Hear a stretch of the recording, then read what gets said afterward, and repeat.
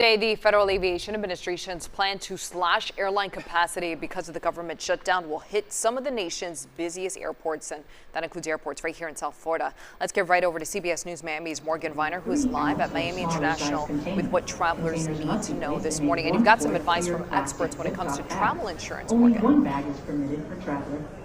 Yeah, we do have advice we'll get to in a second. What we know right now is that the FAA is ordering the 10% cut of flights across the country, but it's up to the airlines to decide which flights are going to cut. And in the last half hour, we've started to notice some change here on the board. So I do want to point a few things out. Earlier this morning, that Delta flight to Atlanta listed as canceled now wasn't on the board earlier. That's in addition to several others from Frontier in Southwest that are listed as canceled. And now for the first time on the arrivals board, we are starting to see some listed as canceled, and it's a few coming in from Atlanta that are listed as canceled. So this board is giving us a better idea of how things are changing. The FAA says the cuts are necessary because the government shutdown is causing air traffic controller shortages.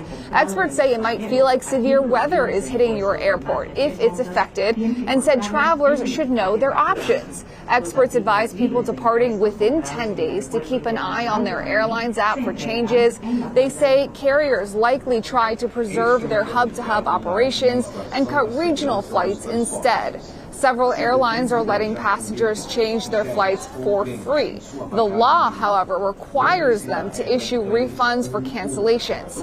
For people planning to buy tickets soon, experts suggest booking with airlines directly. They say that makes it easier to change flights. They recommend avoiding layovers if possible. Zach Griff is a travel expert at The Points Guy and says one thing this cut will likely bring are higher ticket prices. With less capacity in the system, with airlines taking out supply, we are all going to see higher fares. And that's just a simple kind of economics 101.